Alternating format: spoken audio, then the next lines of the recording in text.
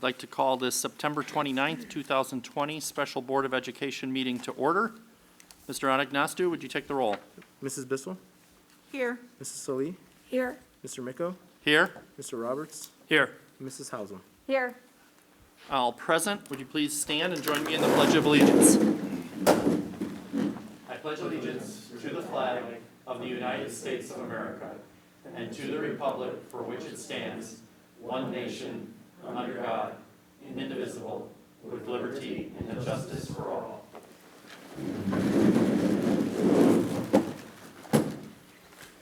Next on our agenda is public comment. Do you have a public comment? You're up. There's two. Oh, excellent. So your first name and address and then your comment. We do have a 3-minute limit. We'll be a little bit lenient. Okay, I just have what I have written. Good evening to the Board of Education, Superintendent, Vice Superintendent. Last week I met with Dr. Iba and Assistant Superintendent for an hour to discuss my concerns. In discussing what remote parents are asking for our district, I said that of course we would like to have our children receive the full benefit of our tax money by having regular full-time teachers teaching our children. The students deserve the best. Whether they sit in the classroom or at home, the district has equal responsibility for them. Governor DeWine held up the Barberton schools as an example during the public broadcast September 16th because they have dedicated full-time current staff teachers to teach the remote students live for the entire school day. They are taking care of their own. I believe that if we can come together as a district with our superintendent, school board, and teachers in K through 5, we can also provide such an equitable educational experience for our remote learners as well. Cuyahoga Falls and our neighbors right next door in Berea are also providing full-time teachers that are dedicated to remote students for the duration of the school year. I provided the board, and they forwarded to the superintendent, documentation I received from Barberton detailing the remote program along with contact information for their district.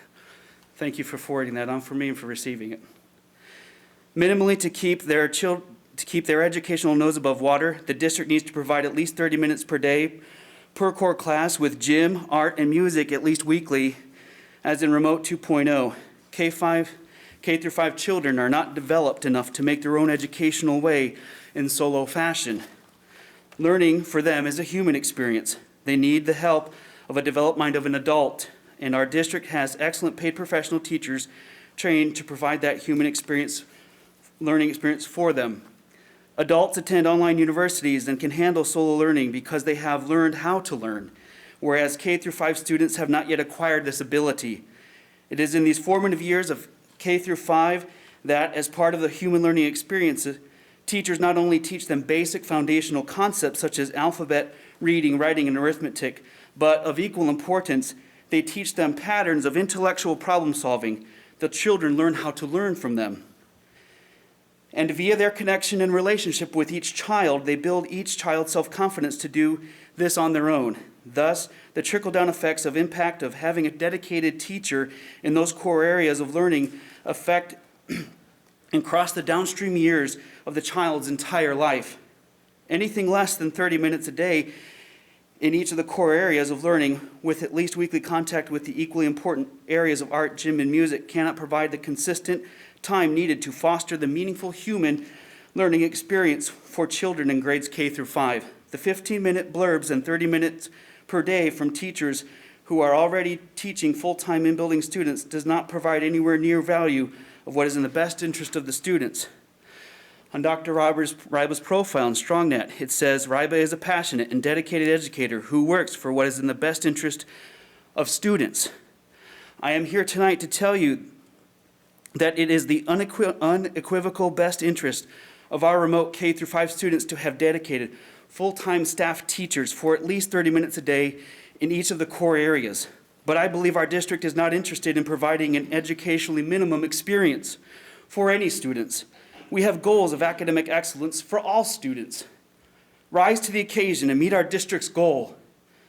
There is a direct relationship between quality time spent with the teacher and the child's ability to achieve academic excellence and to live up to their potential.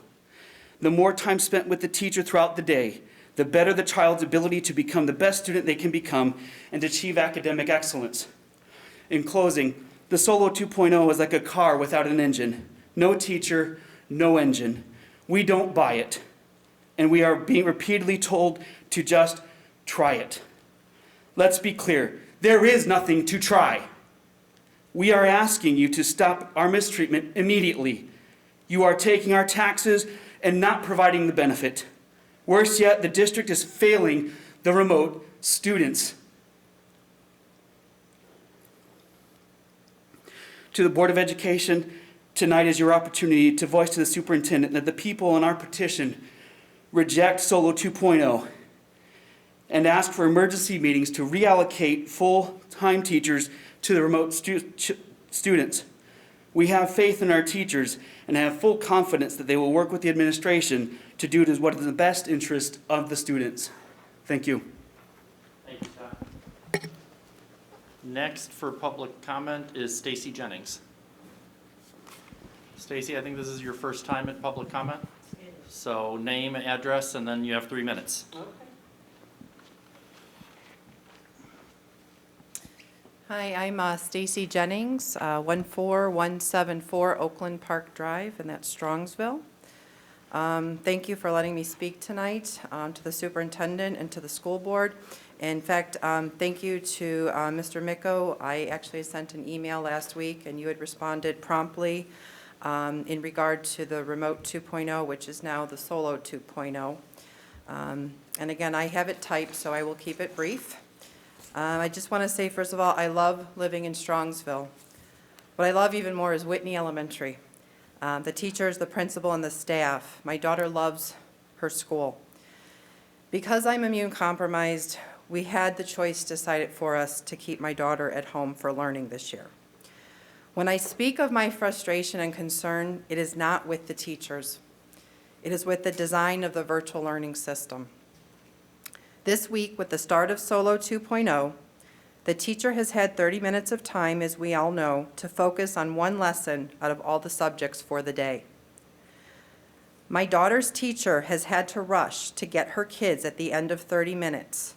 And I'll tell you, I feel for the teacher. I could hear the rush in her voice saying, and she said, I've got to go and get my other students now. And hearing that, other students, it's hard to hear as a parent, especially when my daughter walks away with frustration because she had 3 questions that couldn't be answered and won't be answered until 11 a.m. tomorrow morning. Again, I know this is a start, but we have got to build quickly from here. Again, in watching the last 2 days, and I know we're new in this, it's been very maddening. Again, the kids had questions. The teacher, and in her defense, she had to go and get her other students. She had to cut the session early and left kids hanging with questions. We know that happens.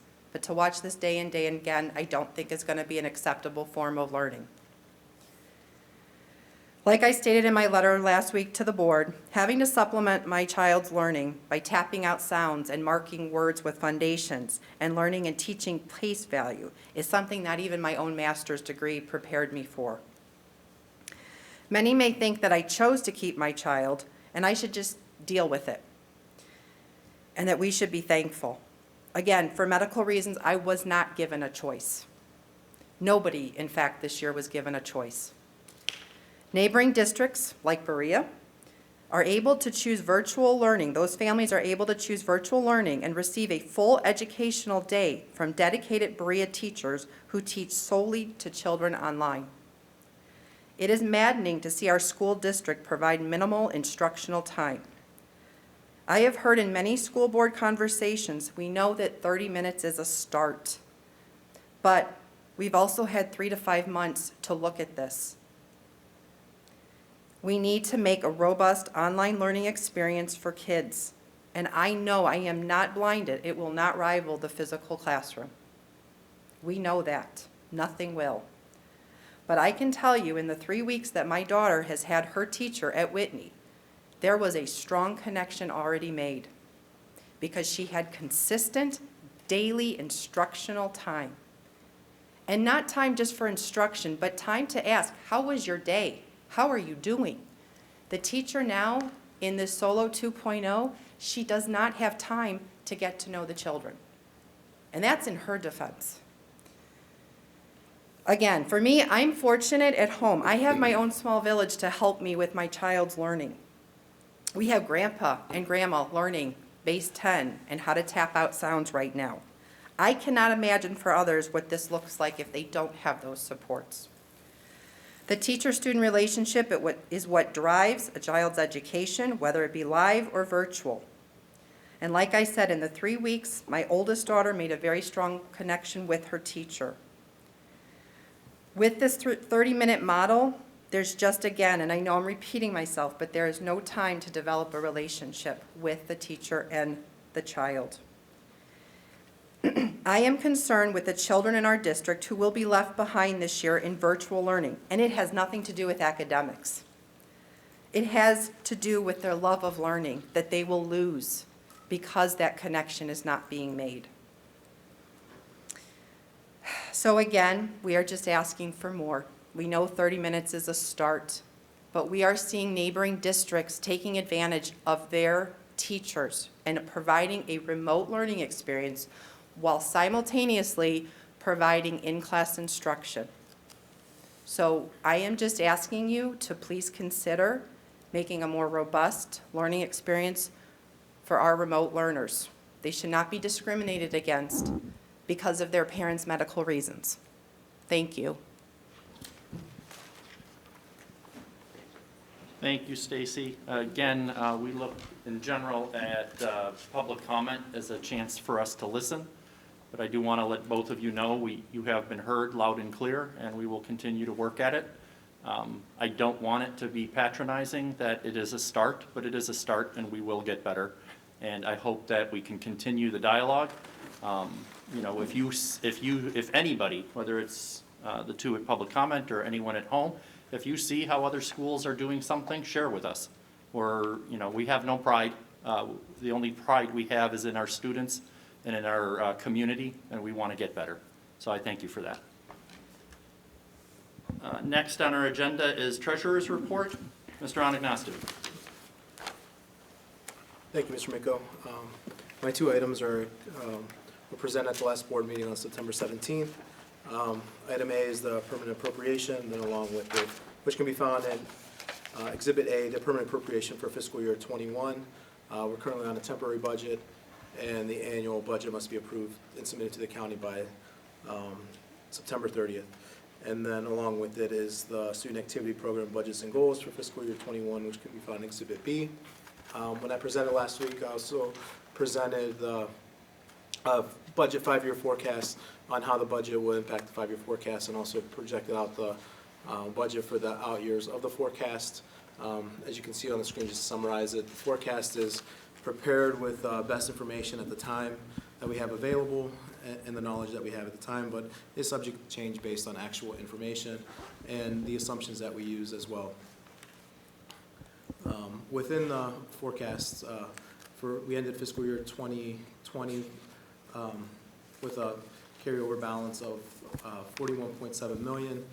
We have total revenues of 81.4, expenditures 77.4, which our revenues exceed our expenditures, finishing this year with a $43.9 million balance.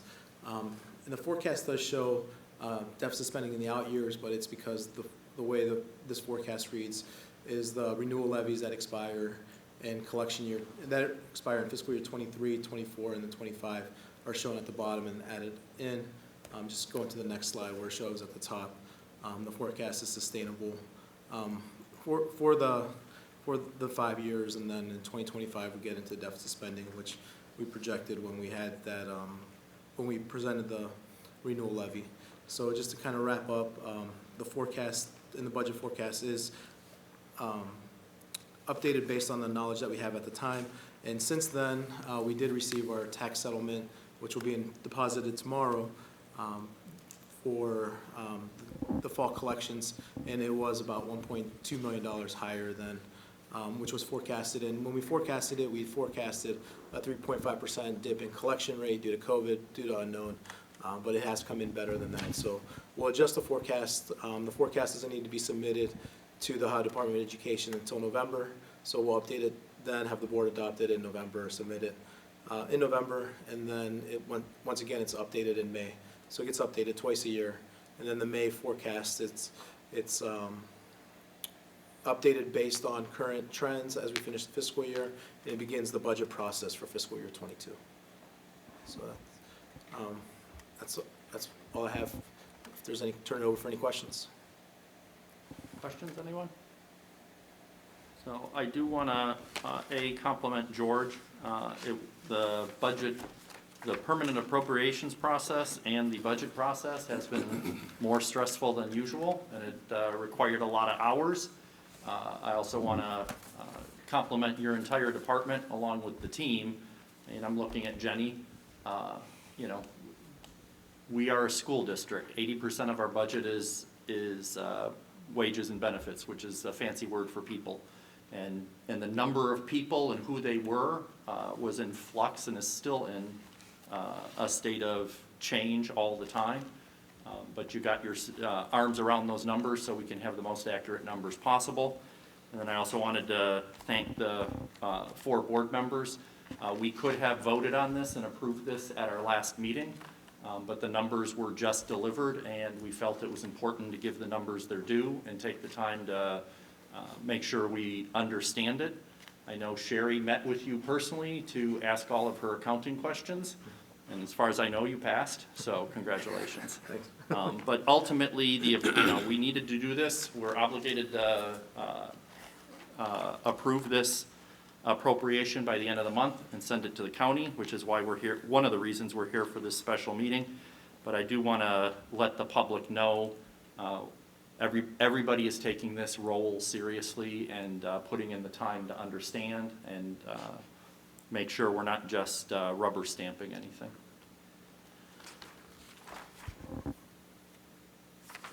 Any other comments, George, on permanent appropriations or the activity budgets?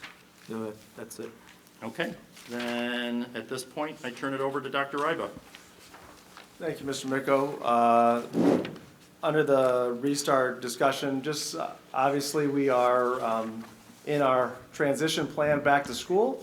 We started our first full week of all preschool to 5th graders at school every day. We are into week 2 of our blended learning plan at the middle school and high school. And as our folks that made their public comments shared, this started for all of our new solo enrollment this week, whether it be solo 2.0 or new solo enrollment at the high school.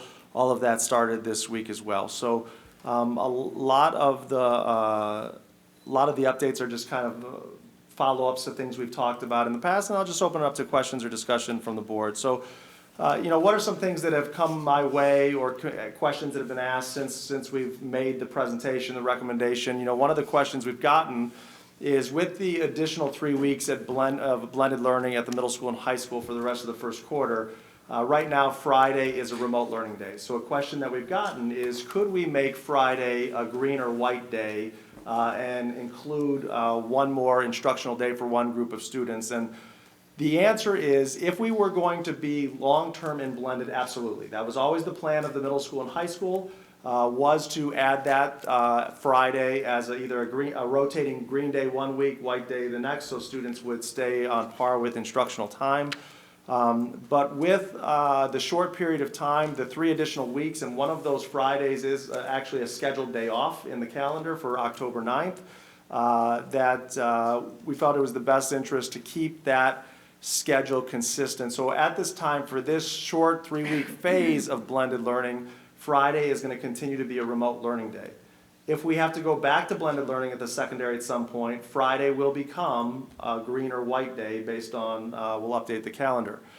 I know there's a lot of information we pass out and a lot of links to click on, but this was shared in the building plans, and our building principals have shared this in their weekly updates.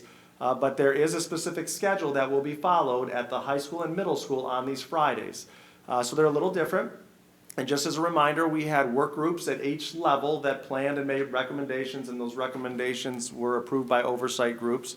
But at the middle school, they are doing, on Fridays, they are doing a shortened schedule. So they start maybe like 10:30, Jenny, I think, like 10:30 to 2:30. They go through their schedule in half-hour increments just to touch base with the students. At the high school, there is a 2-hour block in the morning and a 2-hour block in the afternoon for students, and that structure is a little more flexible based on student and teacher needs. So some teachers are using that block of time to get together with the whole class and provide instruction. Some teachers are utilizing that for small group work and support based on what was taught throughout the week, and some are using that for open office hours. The requirement is that they have to be live, but they have some flexibility in how to best use those, how the week went. So that's the update on the schedule for Fridays in blended learning at the high school and middle school for the 2nd and the 16th. And then kind of the big picture plan as to what would happen to Fridays if at some time in the future we would return to blended learning. And just to reiterate, the plan as of right now is that all middle school and high school students will return 5 days a week on the 19th. And based on all of the indicators that we're seeing each week, we're still on track for that to be the case. So I've got a few more updates before I open it up for questions, but anything on that topic you'd like any more information on or discussion about? Dr. Robert, can you describe or kind of talk through that transition from the 3 weeks blended to in-person, if there's people that do not want to go back in person, like what that looks like for that particular group of people? So that group of people should have already made the decision to be in the solo program. That's what we're hoping for, that they made that decision. But as we've said, with solo enrollment, it is on a case-by-case basis, and students that do not want to, some maybe I'm going to try the blended, see how it is, and if it's not right for my student or my family, they just have to email Erin Green. It's just eringreen@scsmustangs.org and request to be placed in the solo program. And then she will work with you, and one of our staff members will work with you to get you enrolled and get the courses that you need for that. But that's the process, and it should give students a good feel for how things are going to be in the classroom, how things are going to be in the lunchroom, moving around the building. So if that's something that as we get closer to that 16th date, reach out to Erin and we can get you enrolled. The sooner you reach out, the more opportunity we have to make sure that on the 19th you're enrolled and ready to go, because as we've talked about, we are giving opportunities for students that may not have parity in their classes between what they took in person versus what's online, but we want the time to be able to work that through with our students. Can you speak in more depth about the high school? You said there's 2 2-hour blocks, but let's say a student has 6 or 7 classes, right? Can you help me understand how that works? Sure. So they've looked by department and scheduled departments at different times throughout the day. So that's how they work that very practical issue of how do all my teachers are online at the same time. So you should be able to look at, it's not perfectly staggered where it's 8:30 to 10:30 is the math department, 10:30 to 12:30, but there's half-hour blocks in there. So if I've got to get to multiple classes, I will have the opportunity to get to them throughout those 4 hours throughout the day because they have them staggered. Thank you. Mm-hmm. The next thing that I wanted to update the board on is, continuing on the middle school and high school, is the preparations for coming back for, all-in or in-person learning. And so as we've talked about, a big part of why we went with the blended learning, just as a reminder, is we have large amounts of students, we have intermixing of cohorts, students are changing classes, and we have a lot of procedures at that level with more students that we wanted more time to get students accustomed with, to practice, for our teachers to practice, and we can problem solve on a smaller level. And I do have to say, with my conversation with Jessica and Bill, our principals at the middle school and high school, that our students are to be commended, that they're doing a phenomenal job. They're doing a great job following the new procedures and protocols. Wearing masks on a daily basis has not been any issue at those levels, as well as all of our teachers and staff pitching in and doing whatever's needed to help support our students. So as we take a look at, that's really the main focus of that. There's not a whole lot of problems to solve still. It's practice and routine. One thing at the middle school that is going to be different between blended and in-person is where students eat lunch. Because of the number of students in blended, they can eat lunch in the commons, or the cafeteria, whatever you want to call it, right when you walk in the main entrance. There's plenty of room to socially distance at 5 feet with the number of students we have. Based on the number of lunch periods we have, the space we have in the commons area, that social distancing is not possible in the commons, and there's not an extra space like there is at the high school to set up as a secondary cafeteria area. So they are going to be eating in their classrooms. So they have designated by grade level students in 6th grade, you will go to this period class and you will eat lunch in the classroom. We can control the social distancing. Not ideal, but that's what we have to do to make the social distancing work. At the high school, we don't have that issue because the auxiliary gym 2 is available. It's set up for 90 students can sit in there, socially distanced to eat, and that's an overflow for the commons at the cafeteria. I believe at the previous board meeting, we may have started to talk about, social distancing at the high school. Based on class sizes, the rooms are set up where, even though they're all squares, there's different stuff in the rooms that, cause differences to the square footage. So on average, to get social distancing in the majority of our high school classrooms, that equates to, and also getting room for teachers to actually get to the board and have a space for themselves as well, you're looking at 24 to 25 desks in a classroom. There's some bigger classrooms at the high school as well, but on average 24 to 25. So as we've taken a look at the high school schedule, we do have some classes that are in the 30s that we're problem solving, but we have a lot of classes that are 26, 27 in that range. So Mr. Wingler and I spent some time last Wednesday looking at the classes, problem solving some different options to address that, to work to meet the 5-foot minimum social distancing expectation. He's following up with that meeting with his teacher leadership team tomorrow morning. And then we've got a meeting tomorrow afternoon to see what additional ideas they came up with. Our target goal is to pick a plan of action this week, and then we have 2 weeks to adjust and implement and communicate, any deviations from that 5 feet social distancing minimum expectation, as well as to make that the exception versus the rule. We have very few classes at the middle school that we have to problem solve for that social distancing expectation. Predominantly, it is our elective classes. So our core classes, core being math, social studies, science, those class sizes are more equally balanced. They're lower. We're good in those areas. Elective classes, you may have more students that want to take an art elective versus another elective.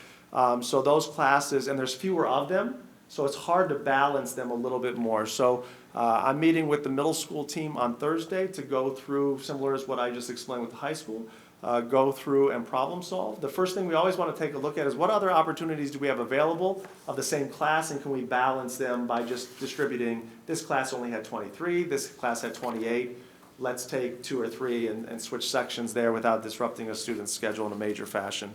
So in terms of our preparedness, in talking with both Jessica and Bill, they feel good with where we're at in terms of the pacing, the work that needs to be done.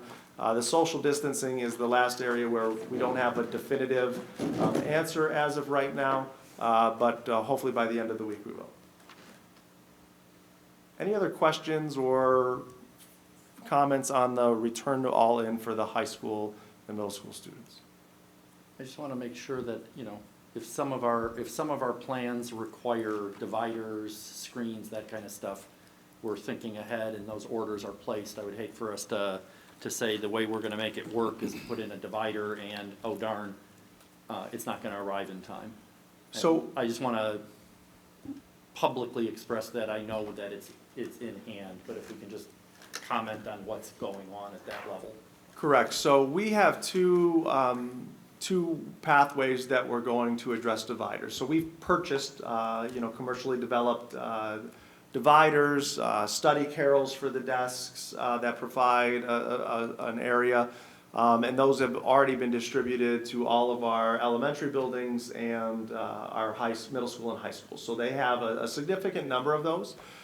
We placed an order for 500 more of those to have those on hand to address additional capacity or rooms that are necessary.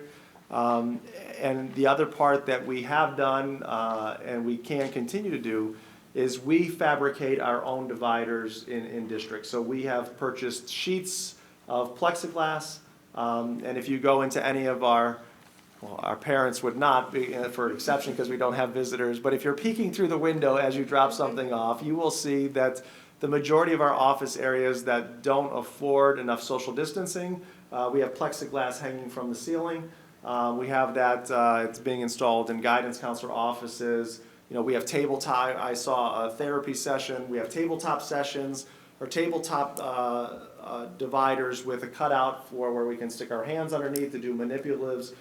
So we can also create that in-house. So that is one of our options of, you know, looking at if we need to create additional divisions between desks that will either have the items on hand with the order we already have. We have an order forthcoming and we can create it in-house. Great. I'm piggybacking off of Seth's comment. I can imagine a parent, and I respect, you know, whatever decision a parent makes, I respect it. But, you know, on one hand, you may say it's best at this time to stay home. On the other hand, you may say, now that I understand all of these preventative measures in place, I'm more comfortable sending my children to school. So I would just want to make sure that we've expressed those options, and that if a parent does have questions, you know, Aaron Green's a great resource, but whatever your principal Absolutely. is a great resource. If you just need some assurance that when we say 5 feet with exceptions, it's not 5 feet and we don't care about the exceptions, it's 5 feet and this is how we're going to address those exceptions. Correct.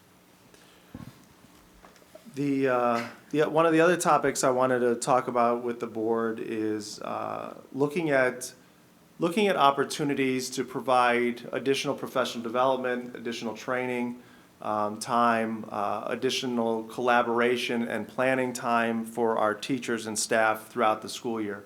What we've done throughout the time since the pandemic started, you know, March, April, we did the best we can to get through it and to provide educational services, and we learned from those experiences. But starting in May, we started actually in late April, implementing professional development for teachers and for our support staff. So for district-wide, we had professional development in April, we had professional development in May. We developed a plan to front-load professional development in the summertime. So if you look at our teacher contract, there's specific days that we have allotted for professional development. And one of the things we've worked with the teachers in the past about is, hey, if we need to really front-load professional development in the summer, like we did this year, let us take what was your November PD day, put it in the summertime, and trade it that way. So same amount of working days, but you know, we're going to use it in the summer to get everybody up and running. So we did that. We did a lot of optional PD for staff, and you know, we used that time effectively, and it's been a great benefit. We had a lot of positive feedback from our remote 2.0 experience, and that's what a lot of that training went to. But as we look at continuing to sustain, you know, how do we help support students that are in our classes? How do we help support students that are completely virtual? How do we help support students that are in and out for maybe absences, quarantines, isolations, common ailments that we will still get, and keep education going? That's the system that we're working to build. And the challenge we have is time. And the challenge we have is available time, because what we did to front load the fall was we transferred that November PD day to the summer. So if you take a look at our calendar as is, the first opportunity that we have as a district to provide professional development for our teachers, all of them together, is December 18th. The next opportunity after that is March 15th. That works, and we've had that kind of schedule in typical years, but this is not a typical year. And when you take a look at the expectations that we've placed on all of our staff, and let's talk specifically about teachers, it is a lot. And we need to balance expectations with support. And support in developing capacity, support in developing skills, support in giving the time available to learn a concept and then work to implement it, work to understand it. I don't know about you, but I'm the type of person where I'm okay sitting and learning, but I actually need to do it. I need to get my hands on it. I need to think about it to actually become better at implementing it. And I think a lot of our teachers and staff would agree with that. So with that in mind, the concept that I want to present for discussion is the idea that we would select additional days throughout the year that we would still keep as school days. We would have a portion of the day that would be live instruction, a portion of the day that would be asynchronous learning, but that would afford us the time where students would stay home. It would be a remote learning day. But we would develop a schedule that says, okay, during this day, so much time is going to be allotted to live instruction, so much time is going to be allotted to professional development, and so much time is going to be allotted to interacting with that professional development and implementation and teacher-based team meetings to do that. So I provided the board with 2 sample calendars. Those are in front of you. I failed to put which one was option 1 and which one was option 2. So if you look at May, if May has a pink box, that's option 1. So let's start there. So what that takes a look at is picking a Friday a month, excluding December, because it's a short month and we already have professional development there. And we would pick 7 Fridays where we would have remote learning days for students. Teachers would still report, all staff would still report if they're scheduled to report. And that we would provide that sample of experiences I talked about. And the only difference between option 1, which we're looking at right now, and option 2 is now if you flip it to the back, as I talked to Jenny and Aaron, who are planning this professional development, and took a look at some of their requests, and some of their requests were the first difference you'll notice is in November. So instead of picking November 13th, the idea was to pick November 2nd. Students are already off on November 3rd. And that gives us more of an opportunity to front load quicker. As we move into this, that gives us 2 days in a close proximity so we can front load, and then we'll be okay with that bigger gap between November to December. And what we also looked at, the only other difference is that we eliminated the recommendation for days in April and May.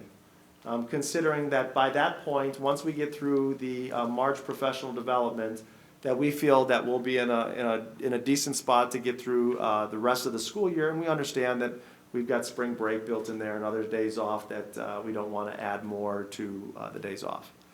The other thing that I want to mention that may not be clear on this is typically we have 2 early release days a school year. Whether we go with this calendar I'm presenting or not, we are recommending in both scenarios getting rid of the early release days. We don't see a point for those for this year based on our structure and based on the time allotted. So if we go with one of these options, we're recommending eliminating early release days. If the direction from the board is, hey Cameron, just stick with what we've got and do the best you can with the 2 professional development days, I'm still going to recommend that we eliminate the early release days. With that, I'm going to ask Jenny to jump in and give a little more detail and context to some of the work that we're looking at for professional development for our staff. Thank you. You said a lot of what I had planned to say, which is good. I think the biggest thing is that teaching, is a creative process.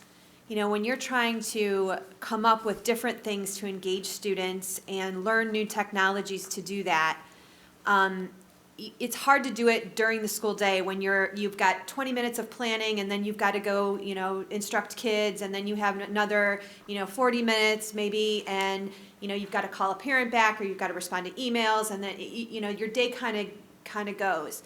And it's hard to kind of stop and think and really sit and learn something new, and then try to, as Cameron alluded to, try to then apply it and process it and understand it. And so just to give you, again, just for everybody out there, a little bit of the history is Cameron shared, over 90% of our teachers attended the day in August to start to understand. For our elementary teachers, we went to all Google Classroom. So for some of them, that was brand new. They had to build that, they had to understand it, they had to figure out how it works, how am I going to provide feedback, and then on top of that comes the technology of embedding videos and making it a more interactive, platform for students. And that takes time, it takes understanding, it takes, okay, what do my students need? What is meaningful for me as a teacher? What can I transfer from what I normally did in the classroom to this new platform? For our high school and middle school teachers, they started to work on, okay, how can I create a 2-week unit plan that embeds options and choices for students because they are a little bit more independent, and that if they already get something, that they can go to the next thing and continue that plan, so that whether we're in remote, whether we're in blended, whether we're in person, that plan can transfer and teachers aren't constantly creating something new.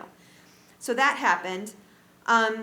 We did have that week where we were prepping prior to working with our students remotely, and a lot of that was introduced. We had things like Pear Deck and Ed Puzzle and Cami, and it was a lot because every teacher is somewhat in a different spot based on their content area, based on what they knew, based on what worked for them in the classroom, to have to learn certain things. For some, they knew Google Classroom, so they went on and did Pear Deck. So they had options, and we met them where they needed, and a lot of them were introduced to it. But again, coming back, starting the year, what you grasped in your mind and what you could then implement in your classroom, it's not being fully done yet.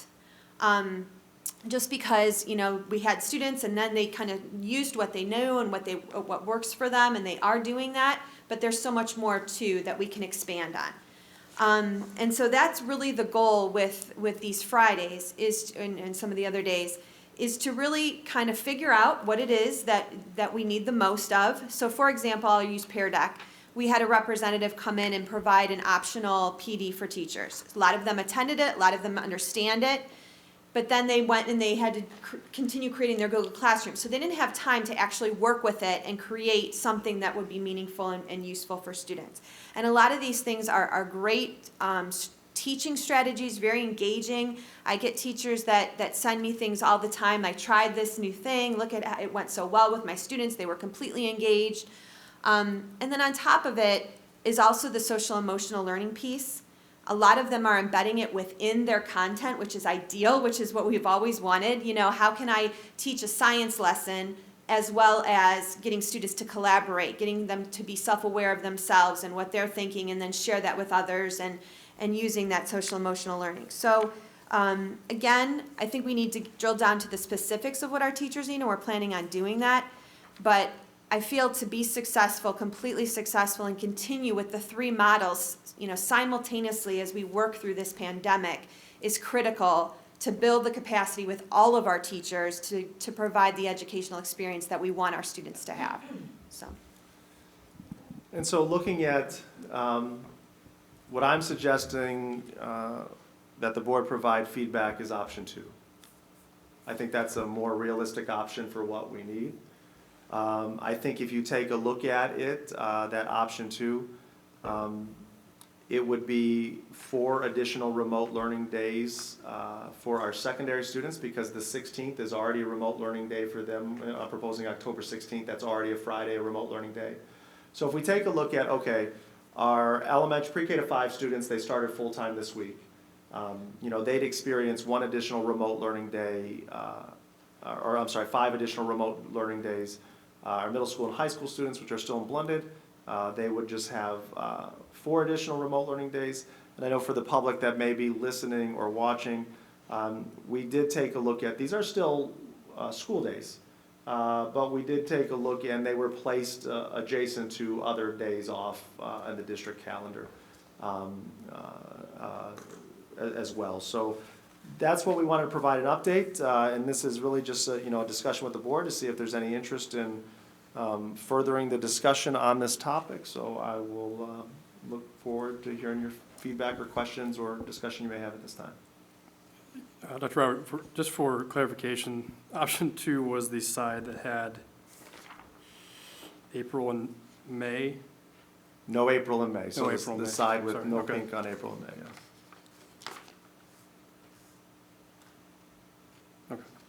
I am in favor of this. In every job that I've ever had, professional development is key. Again, it's not a day off for the teachers. It's a day of learning to become better for them, make them better. They can make the experience for the students even better. So I think it makes complete sense to do this. I think option 2 is good. I would maybe consider even keeping one of the dates in April. And I think to your point about May is maybe a little bit too late at that point, but I think even keeping something in April would make sense there as well. Is there a particular reason why we dropped those 2 days, other than you said it's near the end of the year? Just trying to balance being considerate of our families. May, a couple things. First, May felt late. You know, May felt late. Mm-hmm. April, I was a little concerned. You have 6 days already off in that month for spring break. Mm-hmm. So we were concerned about that. And then, you know, being considerate, we know we've asked a lot of our families to be partners in this and with the remote learning, with that aspect of it. So we were trying to be considerate.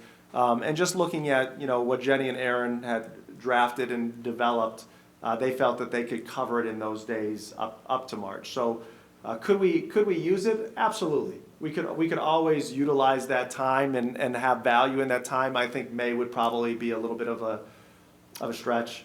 But the April we can definitely use, but it was more a consideration of how many days we're already off in April and what we're asking our families to do. I sent this to you in an email too, but can we talk about whether we can just give those days off to the students? Because I think that, especially with the way they're lined up, I really like how they're lined up. They just basically give long weekends or tack on to something else.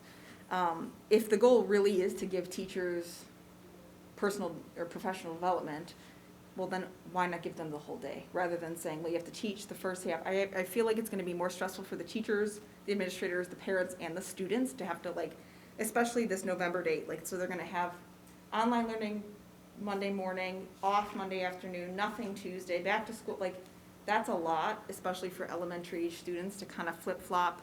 If we can swing and we have enough hours built in, especially with the elementary age, I'd sure like to see just let the parents have long weekends and not worry about it. Because I don't think that 2 hours of online learning is really, I'm not sure it's adding the value we think it could. So that's an option, and I would say when I propose anything like this, it's not all or nothing, right? This is a starting point. So, you know, we can make decisions that are different from preschool, elementary, to secondary, and vice versa. So in terms of preschool, we are okay with preschool, because most of these are on Fridays. They're not in session on Fridays, so it's a kind of a moot point. We have that one Monday to contend with, but we'll be okay there. The rest of the grade levels, and I found a tweak in my calculation that was not correct. So the only grade level in our district outside of preschool that this would not work for to say it's a day off is half-day kindergarten. We don't have much time built in there. And we can't, so there would need to be that remote learning for half-day kindergarten. But in terms of every other grade, full-day kindergarten through 12th grade, the calculation I found the error in was, we have students at the high school with early release periods. And then you factor in seniors that also get a few extra days earlier. The seniors was another group that I thought it wouldn't work for, but it just makes it. But one of the things, and we haven't had discussions about this as of yet, but what do we do with snow days now that we have a system built for remote learning? And so those are things that, again, we haven't had discussions with or about as a district, but mathematically, we could do what you're asking for all grade levels except for half-day kindergarten. It would not work. And half-day kindergarten, based on option 2, is short, basically 3 days, a little over 3 days. So if you factor in, there's 5 days here. 3 half-days or 3 full days? What is considered 3 half-days. So they don't need 6, they just need 3 half-days. 3 half-days, yeah. So they're short 8.1 hours. So that's 2.5 hours per half-day kindergarten day. So that's where you get your 3 full days and a little portion of another day. So you could say to half-day kindergarten, hey, we're going to give you one of these days that's truly a day off, but the other 4 would need to have remote learning, whether it be completely asynchronous or a portion of live, something attached to it.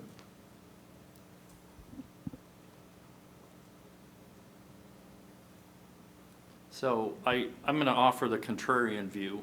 The thing that I'm balancing is that our students haven't been in school since March 16th in a, I don't want to say normal, in a regular fashion.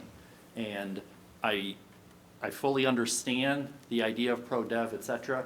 I'm struggling with balancing even less time with the teachers. So if we can just break some of this up. And I asked you this earlier, do we have an answer on whether if we make these changes, do we have to, vote on it, and do we have to do the 30-day calendars? I haven't gotten a response yet from our lawyer. Okay, so that, Correct. once that wrinkle is understood, we can go from there. And do we need approval, any kind of official approval to get rid of early release days? Not at this point, no. Okay, because I'm comfortable, Yeah. you know, and again, being full disclosure, I'm looking at more teacher time with students. So unless if we're not comfortable with it or we want to think about it, I think you can have direction and consensus, especially with the pandemic, that early release days for this year, verify that we can do it and then publicize it well. The 16th, I don't have any issue with if you are ready, if that's ready for us to be effective and provide our teachers pro-dev. The 16th is, for the high school and the middle school, is already available, is already a remote day. I don't know if we're in a position to bifurcate that and keep the elementary in school, or if that would be too difficult. But again, my challenge is the more time with the student. And, we need more time, period. So I can respect and I understand the goal of this, but there is a deficit right now of student time with teachers. And I respect that, and that's where I'm struggling with the idea. And I think what I would share, and I completely understand that, Mr. Micko, and that's what we're struggling with too, absolutely, with that piece of it. I think we then have to marry together what are our expectations for product with the available professional development time that is there. So when we talk about some of the things that Jenny went into, some of the things that we expect as administrators, our teachers expect out of themselves, the board community expect, that's something that we have to balance and be clear. With any of these decisions, you're giving up something to gain something. We're giving up contact time and direct instructional time with students to gain what we will believe will be or could be an enhanced benefit to the students long term. But we're trading that off, right? And there's no, we're dealing with human beings. You can't, quantify that, hey, if you give me this, then we'll be able to produce 100 more, whatever. So I think, where we go from here, as you said, I have some legal information to get going with. I think in terms of the 16th, and do we, have it allotted for secondary but not for elementary, I think that puts us in a dilemma that's a little more challenging than just sticking the course. But I would like to hear what Jenny thinks about that option. Or a third option to think about is, can we agree on the 16th for the district, and then we'll have we'll have at least a couple meetings prior to that to kind of iron things out, you know, because what I don't want to do is push the October date later, and then we have the issue of the high school kids are just coming back in middle school, and then they're on a day off. So Jenny, in terms of the idea to separate between the two?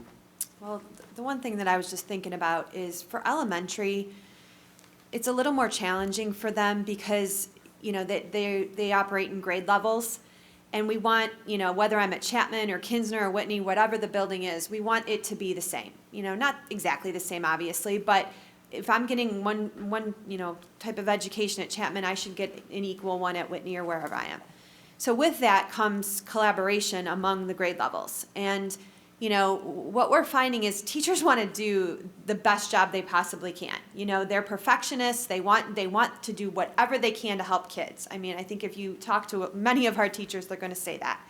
And I think where some of the frustration lies is I feel like I don't have the time. Like, I hear that my colleague's doing this great thing over there. I would love to learn that so that I can do it for my kids, but I don't have the time to do that. And so when we look at these days, having them to be in one building together, the teachers, and from one grade level, or if I'm a fifth grade, like our fifth grade math teachers, it's really hard for them to get together because they departmentalize. So they really are kind of alone in some of these buildings, and their colleagues are across the board. So allowing that time to collaborate, share ideas. When we talk about creating videos for asynchronous learning for them, right now for the elementary, that's a little bit of a struggle. You know, they're trying to learn that. How can I make it? How can I do it for every single subject? And so I can get this bank and have it done well so that my kids, if I have an outbreak in my classroom or if there are kids that are quarantined at home, I want to have something ready to go for them and to be able to work together to share that workload and get it right. That is our thought. When Aaron and I spoke, that's our thought for doing the 16th and even the second. The second. Because, you know, if we can front load as much as we possibly can and get us to the spot where we all feel comfortable with it, we're still going to be learning, right? There's still going to be time during the day that, you know, we're going to have to perfect things. But if we can at least have something like those 2 days and then maybe evaluate, see where we are, I think that would be a one step and a huge step in the right direction to moving forward. So I guess what I'm asking for is, can I have authority to start with the 16th? We'll have another board meeting in between there, and then everybody can kind of think about it, talk to your constituents, get some feel as to, you know, is this a major lift for people? Is it not? Is it understanding? So that's what I would suggest as an intermediary part of this discussion. If we do that, can we just do it as a flat day off? It wouldn't affect, right, the half-day kindergarten has that.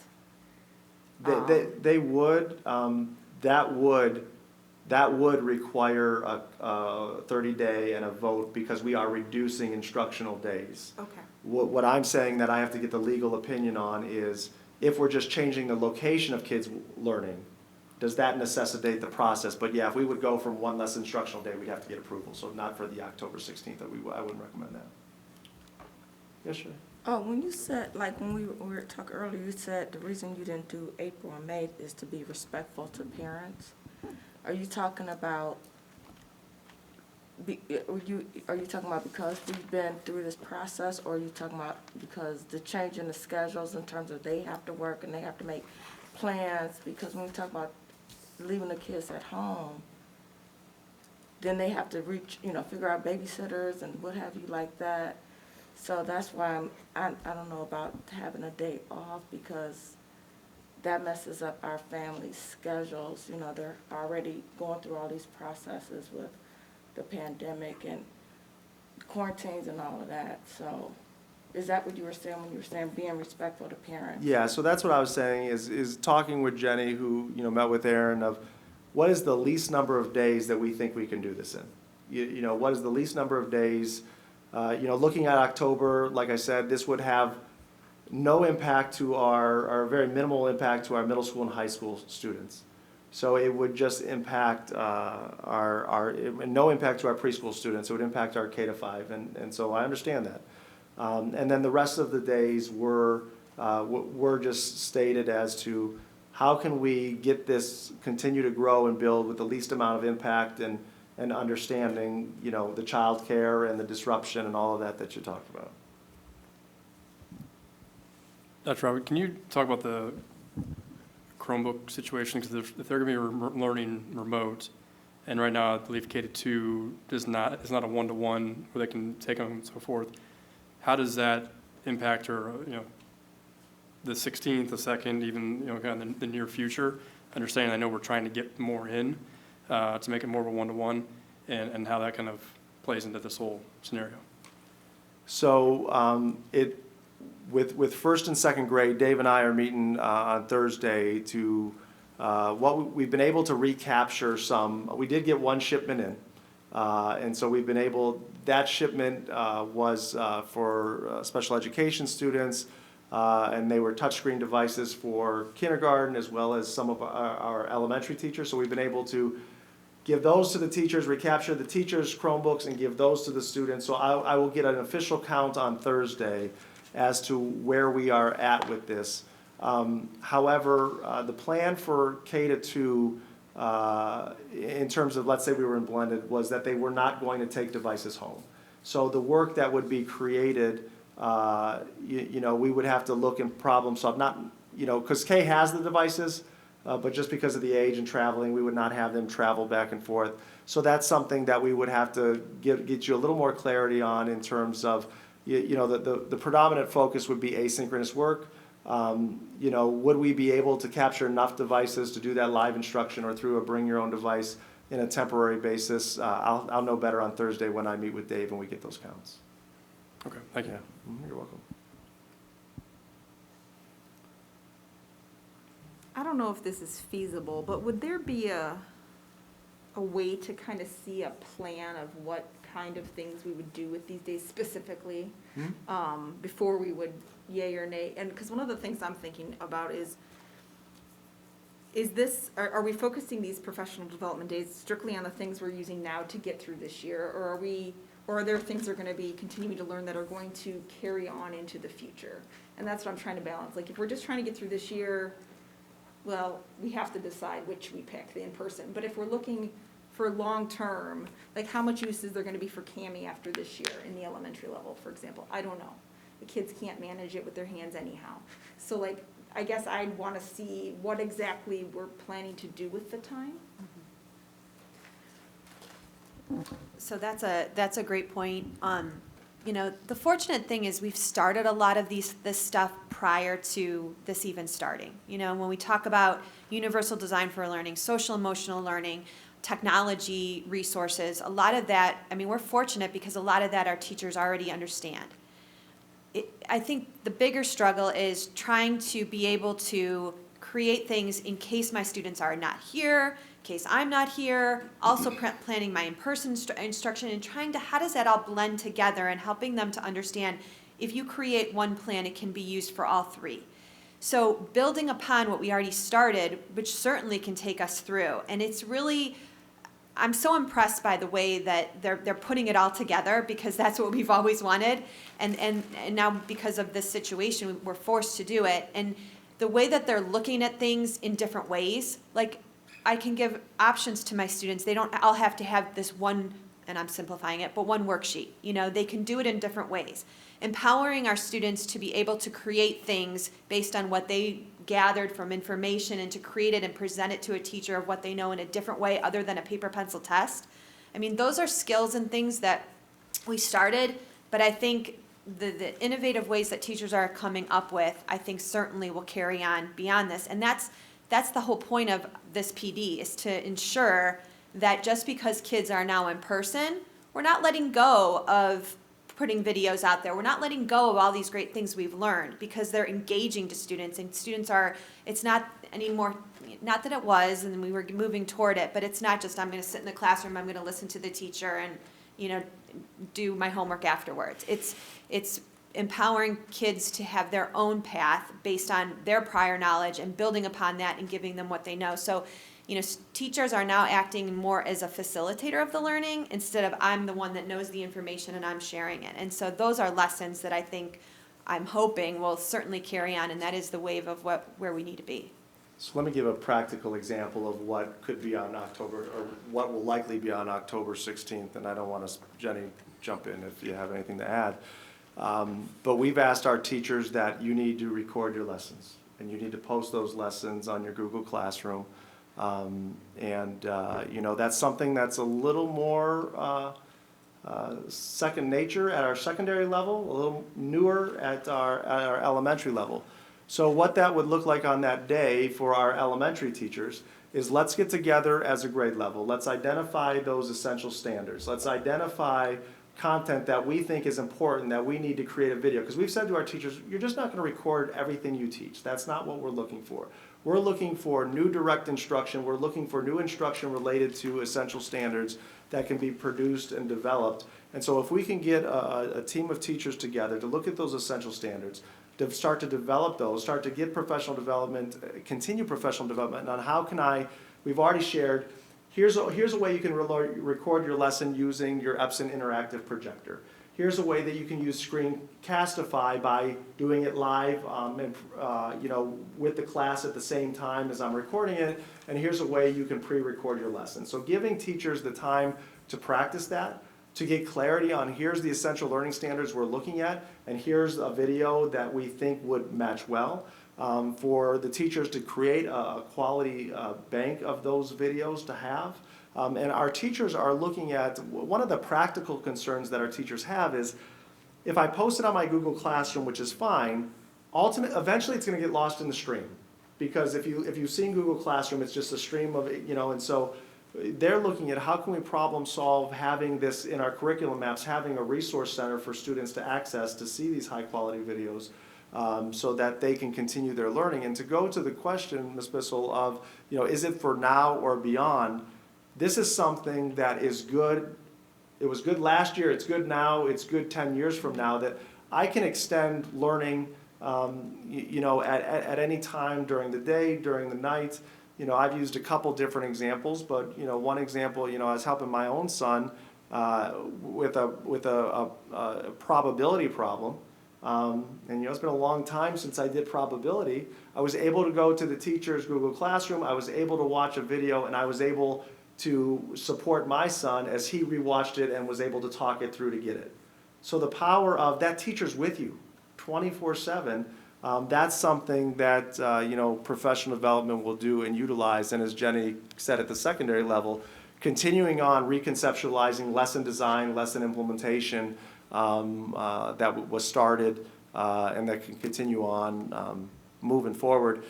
Pear Deck, we talk about these things, and even when, I'm like, what is Pear Deck? I don't know what that is. But the idea of Pear Deck is how can I give a presentation, and while I'm giving presentation, I make those slides interactive to where I'm getting real-time feedback within my actual presentation. So before it was all kind of, I've got to go to this application to get feedback, but I can have my content, I can ask thoughtful, multiple choice, written response questions, and to get that formative check live in the interaction. That's just good teaching practice, and it's a good tool. Things like Kami I think are going to continue on, but that solved a real problem. That solved a real problem in remote learning of how do we write on PDFs or things of that nature, and maybe that won't last on with such fervor as it has now, but those are some of the other things that I think, to give some concrete examples to your questions. Mm-hmm. So with our, when you say a snow day, Mm-hmm. I don't know how that works, so could there not be a snow day? And for snow days, your teacher say you refer to, this assignment if they have something already recorded or something like that. Is that, something, because with the profession, if we have 5 snow days, will we have to make those up? No, so we don't have to make up snow day. We have, even with these days, we have enough hours built in that we will be okay. And in terms of what do we do with snow days moving in the future, that's a discussion that we need to have with our associations because there is past practice as to how there is some contractual language as to how snow calamity days are dealt with. If it initiates different levers and different rules when it's a calamity day versus a remote learning day. And so that's something that we have to work through with that. So I can't give a specific answer because there are association discussions that need to happen on that before I can give clarity. But it is in the news. You're not the first one to say, Yeah. hey, do we need, what does a snow day mean if we have the technology to do Right. remote delivery, et cetera? You know, my opinion, if we wanna target the 16th and use that day, I would stress that it's a day to problem solve and figure out immediate needs. I don't want to lose the opportunity that would be a great day to figure out how we can improve on our solo and our solo 2.0 and, you know, use that as an opportunity. Beyond that, I think as much as the pro dev is important at this point in time, I would err on, I'll use Cameron's phrase, if we could problem solve a way to deliver the pro dev as we need it along the year, but not give up the instructional time. That's really where I'm at. Every day is important, and again, with the deficit that we've had for the past 6-7 months, I'll listen to more argument, but I'm leery at that. But again, the 16th, the middle school and the high school is already off, but I do your argument about parents, when both parents work, et cetera, it is a challenge, and additional days, that would be difficult. That's not to say I don't think we should have that conversation Right, yeah. for next year and have it baked in. And I do think it's important to thank all the teachers who took part in the optional pro dev. We know what that means. You took the time, on your own nickel, and you continue to improve your profession, so I appreciate that. So just so I can be clear, for all board members, do I have the will of the board to move forward with October 16th, and then we'll plan from there? Yes, for the 16th. I have a question, Jenny.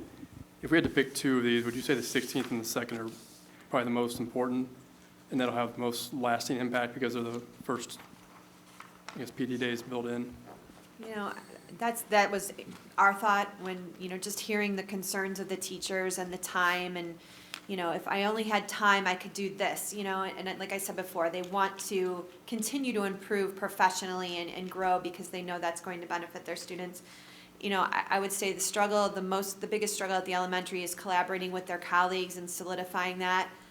So, we could see where we get on the 16th and then, see what is left for, what would be, prioritized, as Richard said, for the 2nd.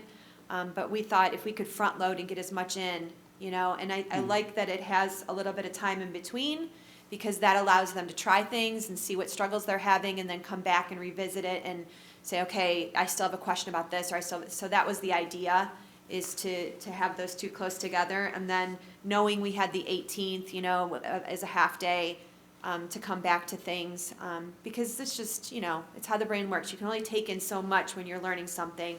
You got to practice it, then you have questions and you need those answered. And during the school day, it's just difficult, to be able to do that. And it's true, it's a true balancing act because, yes, the PD helps benefit students, but also being in front of the teachers is benefit to the students. So Sure.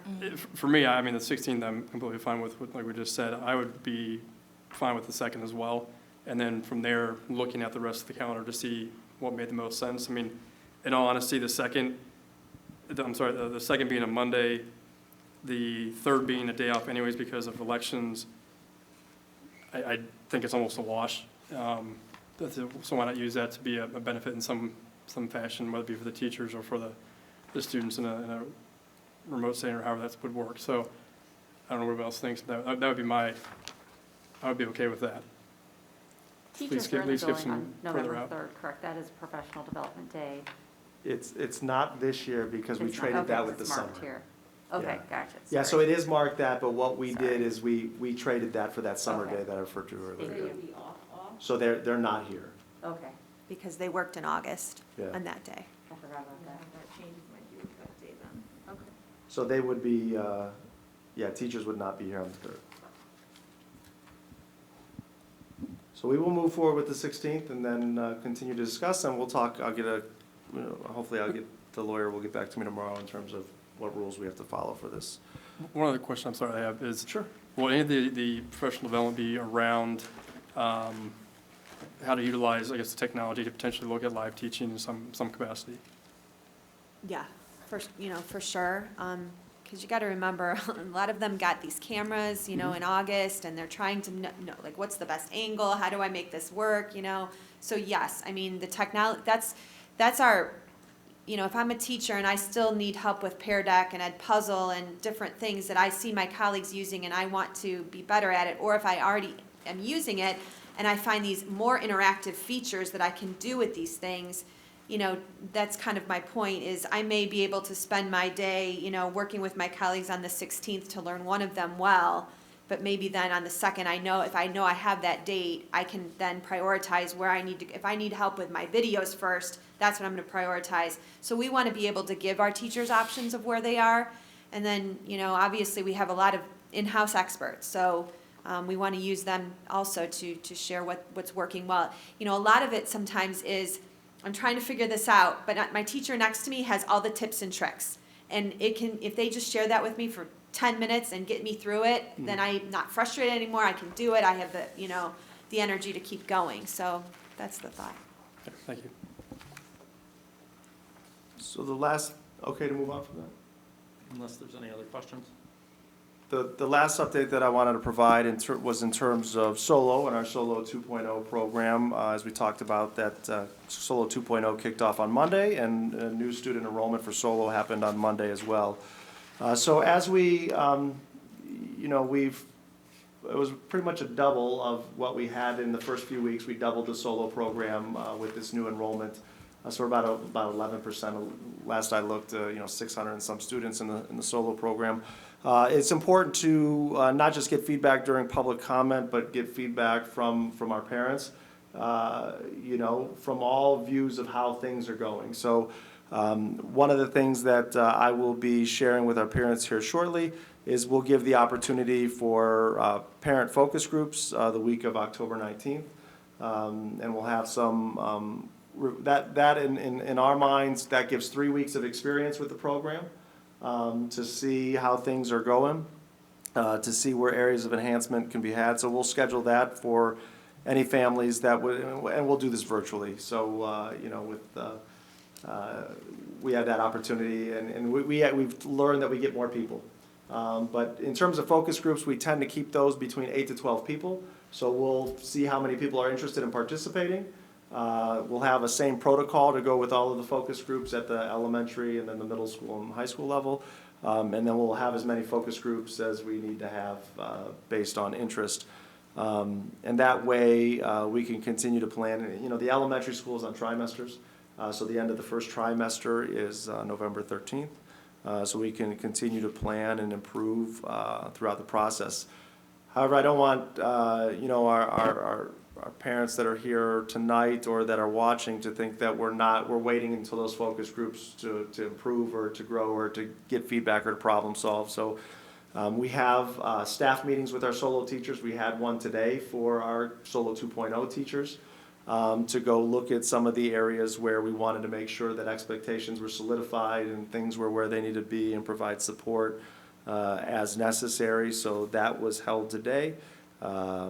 So we can help support our teachers and make sure we're all on the same page in terms of, expectations for meeting times, expectations for the complexity and rigor of the work, how much asynchronous work should be available, making sure that asynchronous work is just not worksheets in a book, but thoughtful, productive work that students can extend or work through at home based on the time allotted for the live instruction. As well as what we talked about is building the video opportunities to share the teaching videos for our students so they can access live instruction or pre-recorded instruction that's recorded and at their disposal at home. So we have that available. I did want to address, because I know both of our parents shared a view of hire the staff that's needed to facilitate a remote 2.0 setting like some of the other districts that were mentioned did. So just to share with the board and everyone, so option A is you hire 9 additional staff members. So right now we have 9 sections of Solo 2.0. We have 2 in kindergarten, 2 in first, 2 in second, 1 in third, 1 in fourth, and 1 in fifth. And so if we truly wanted, one suggestion was 30 minutes a day, per core subject area, or that really is mimicking what we did for Remote 2.0. We had blocks. We had a ELA, math, science, social studies, and an encore block, and we had an SEL block, and then a check-in. That would require, 9 teachers to do that.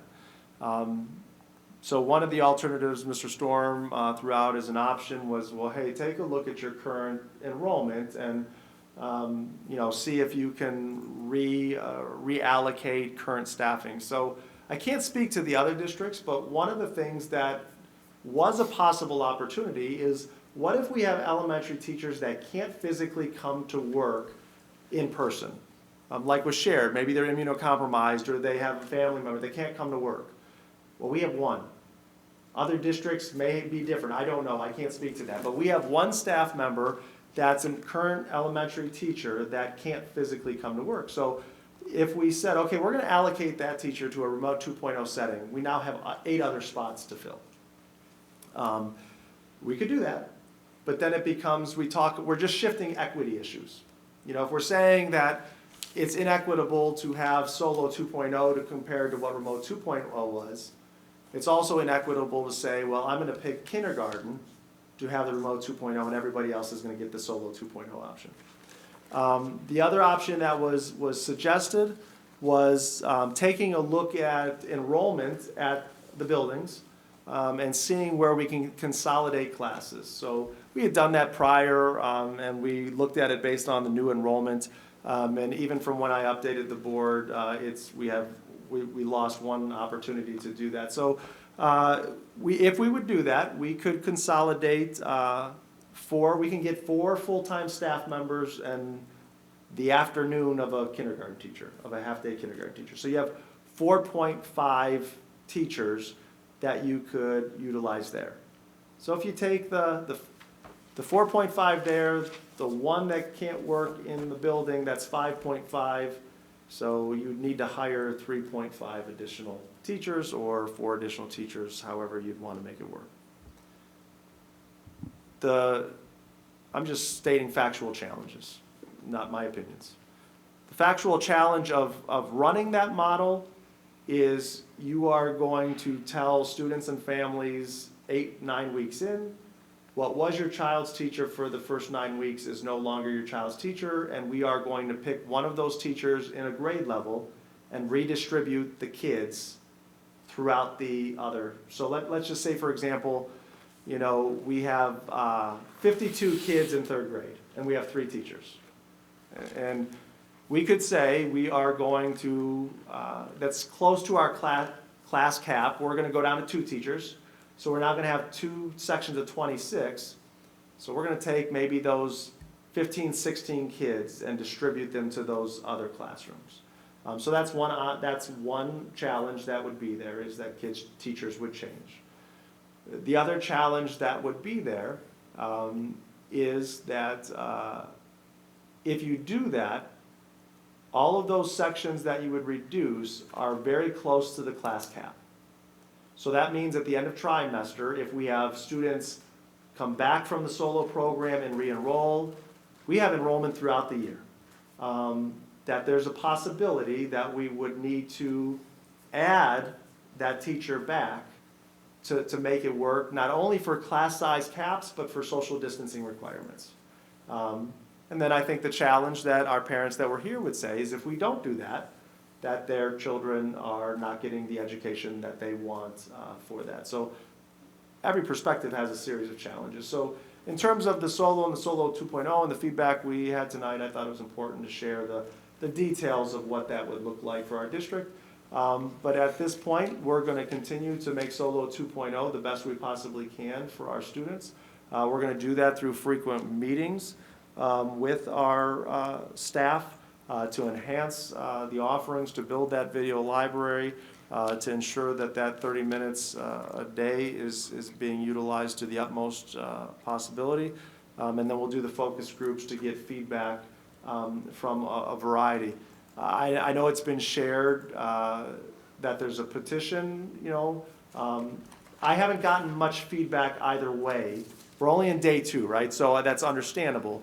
But in terms of the experiences of Solo 2.0 so far, I haven't gotten much feedback as of yet.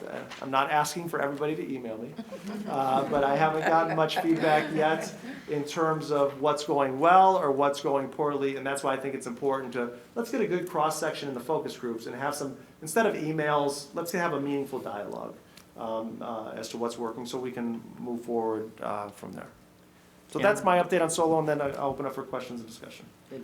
The one comment I have is, you know, if things continue to progress and things continue to improve and things continue to get better, focus group on October 19th is reasonable.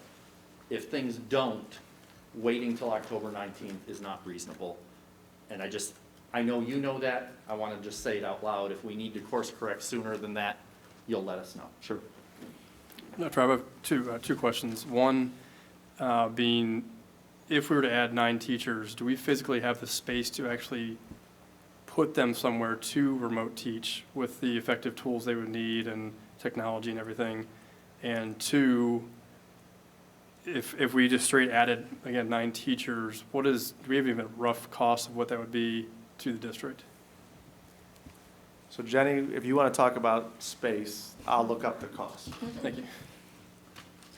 So that would be a challenge, you know, because you have teachers in classrooms already, but, you know, I mean, I'm sure we could brainstorm that and think about, you know, spots in buildings and offices and things like that, you know, aren't being used that we could look at, but I'd have to look at that a little bit more closely, especially at the elementary buildings with our social distancing and all of those things where we've really had to be creative with spaces. You know, that could be a challenge. Talk amongst yourself. What I will share while you continue to look that up, and then I'm going to see if my number's close. I have it, I found it, so keep on going, but I got it. For me, everybody's concerns resonates. I wish everything was as simple as playing chess, and I wish everything was as simple as saying, if we make this move, nothing else in the landscape is going to change. Hiring 9 teachers sounds like, Jenny, you have the go, post it, etc. The reality of it is onboarding 9 teachers who don't necessarily know our system has its own challenges, and it's going to have its own ramp-up effect. I mean, to simply say we're going to hire 9 teachers, we're already discussing the pro-dev we need with the teachers we have who have a track record. We're going to, you know, every district I know is looking for subs, is looking for bodies, etc.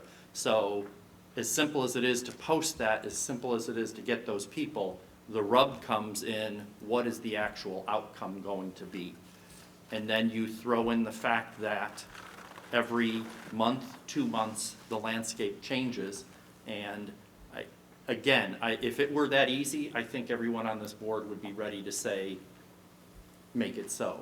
But we do need to take the time and work with our parents, but also be reasonable as far as, you know, if we just say we're going to hire 9 teachers, what quality are we going to get?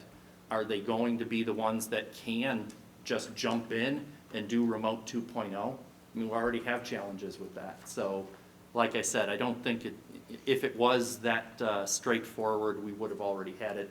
I do want to say that as a team and the administrative, it's not in a vacuum.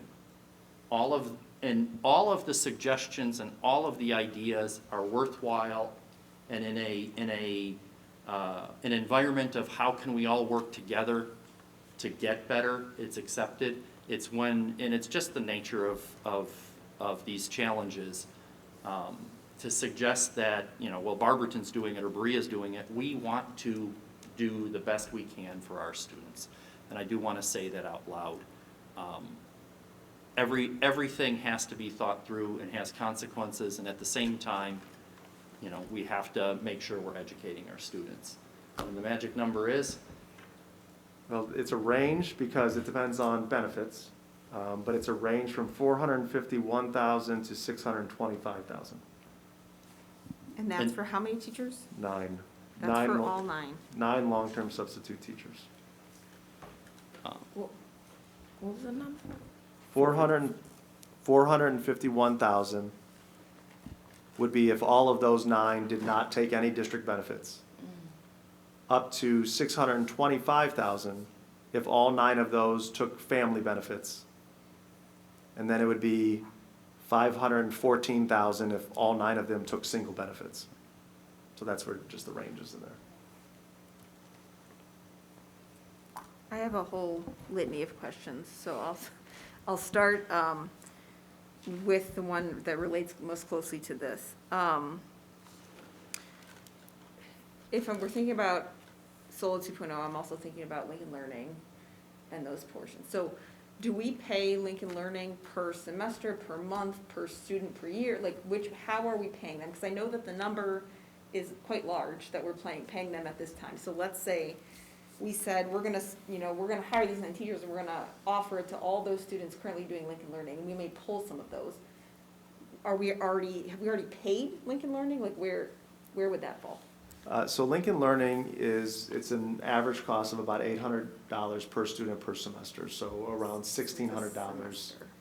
Yeah, semester. So around $1,600 a year, Okay. and that's everything. That's technology. That's student learning advocates. That's curriculum, everything. So you're looking at about $1,600 per student per year. I'd have to follow up with Aaron in conversations with the Northeast Ohio ESC, who we contract with for Lincoln Learning. They've been open in discussions in terms of, you know, as students move in and out, that cost goes away.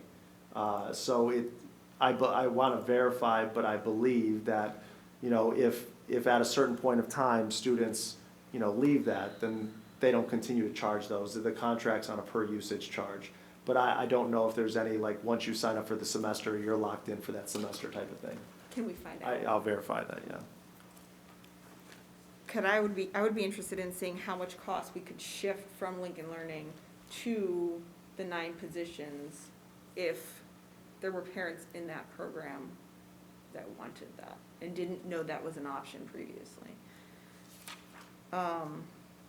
The second question I have is, I appreciate the 3 weeks, but for parents who are struggling with the effectiveness of Solo 2.0, I think it's gonna feel like an eternity. Can we move that up by at least a week? I can move anything up. It's a possibility that, you know, we can move that up. If we move it up to the week of the 12th, you know, that, we can do that. It just gives 2 weeks of experience versus 3. So if, you know, again, you know, there's still gonna be problem solving on, but if the board would like to see those focus groups happen a week earlier, we can look to have those a week earlier. That is my preference and. That'd be what do you fine. think? I'm not opposed. Sure. Week of October 12th it is. Just to clarify, the 9 spots or 9 teachers would be for all students in Solo and Solo 2, not just the students in Solo 2. That would No, the cover- 9 teachers would just be for Solo 2.0. We offered folks that wanted the Solo option to move, and only 10 of them moved. So Okay. that, they had that option to move. Would they want to reconsider if this was offered? possibly. Which would mean more headcount potentially. That's another decision that the district would have to make to say, you know, because that would just add more cost and more teachers to it. Thank you. Yeah. That's what I thought it was. I just want to make sure I had that right.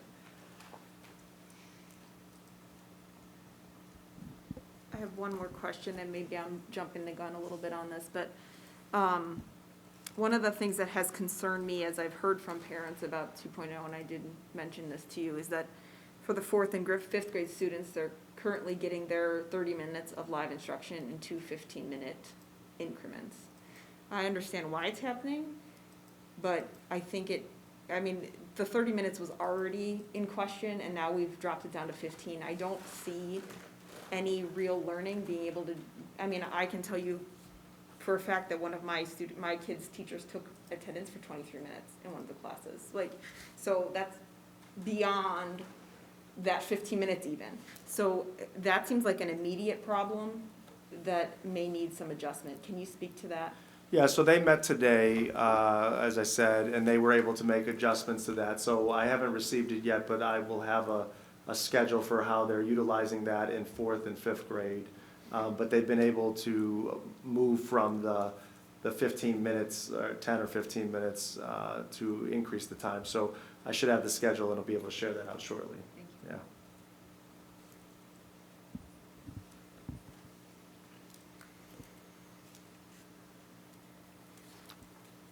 And either I fell asleep, or can we just get a general overview, anecdotal or not, of how elementary is doing? I know we spent a lot of time on the middle school and the high school, but elementary is now back at school, et cetera. Yeah, so it's been all positive. So I touched base with all of the principals last week in the phase-in week, and it was a good opportunity to work through the logistics of lunch and arrival and dismissal. But I was over at Baraski yesterday, but all the feedback from the principals has been positive. They're working through, I talked to Mr. Stacco at Whitney, and he said, I never thought how cool it is to see a group of kids out there playing kickball. It's been a long time, and kickball's not the greatest game in the world, but I'm sure for those kids it was pretty exciting as well. But, even from at the elementary level for recess, a lot of the buildings have created stations. It's been a great enhancement to what we do for recess. So it's been working so far. Minor problem solving, but I know, Jenny, you spoke to most of the principals again today. Any new updates from them? No, they're just the same, very excited to have the kids. It's going well. I spoke with some teachers too, and they were just excited to have all their students, again, not the students that are still remote, but have them, see them in action and be there, and, just the energy they get. And, there's still some problem solving, they can't interact as they would love to, so that's still, trying to problem solve that, and how can I continue to interact, especially with our youngest learners. But, overall just positives, and yeah. And I think that brings up a good point. One of the challenges that I heard from our teachers is, our students have been home for a long time. They're used to their own schedule, but the biggest challenge that they're having is the kids naturally want to interact with each other. So the idea, and there's no way to get around it, but the idea that, I've got to be in my seat and I really can't move around a whole lot to interact. Teachers are probably, like I said, when I was at Muraski, the lawn was filled with teachers outside with kids spread out, doing some things to get a change of scenery or just to get a little bit of movement in there. But, that just the retraining some past practice of I'm usually used to getting up, and if Michelle and I want to collaborate, we work together, and that's not allowed this year, so that's been a little bit of a challenge, but that's going well. I'm glad to hear that, and I think, I said before, as we navigate the new regular, the best place for children to learn these new rules is where they learn everything else in school. So And we'll just work to- through it. Just to kind of go through all of them, I was at the preschool on Monday, and they've had a phenomenal start. Kids are doing well. You know, it's some of the preschool curriculum is play-based learning and play-based curriculum, and so how they've modified that, instead of stations or group work, they have individual tables and individual manipulatives that are disinfected between use. So the classrooms look different. They have to actually have 6 students on each side, and they're divided by a clear divider based on the procedures that were put through by the state, and we're keeping those even when they became recommendations. But they're doing well. They're doing well. That's all the updates I had, and just open it up for other questions that you may have. I have one more question. One of the things I think that has changed for in-person learning now is the free lunch. Mhm. And I can imagine that people are taking advantage of that, maybe more so than we would in the past, and having come off, not having students there, there's some changes. I've seen just a little chatter on social media, and I know my own personal experience, but are there any major problems you felt like we need to problem solve around food service? So I talked to all the principals about this topic last week, and the problem solving is in some of the elementary buildings. So high school's feedback was, we have more kids brown bagging than packing, or than getting the free lunch. So the line wasn't an issue at the middle school either. In our elementary buildings, because of structure, we have 2 buildings, Sarar and Whitney, that are delivering the lunches to the classroom. So that's not an issue. They sign up and they get the lunches in the classroom. For Chapman, Kinsner, and Muraski, they are going down to the line and getting the lunches. So the kids had plenty of time to eat. Mr. Griffin was funny. He actually timed, the average student had 23 minutes at Muraski last week to eat their lunch once they got it. But one of the things that we're problem solving is the documentation of who took the lunch. So the process is, the kids are socially distanced outside of the cafeteria. They go in to get, whether they pick the hot meal option or the cold meal option. And then one of the food service worker had to look down and say, okay, Laura Hausum, where are you on my list, and check you off that you got a lunch. That was what was holding up the line. So I haven't gotten any update as to the solution to that, or if they were able to utilize a different method, but that was the issue that was being problem solved in 3 of the buildings.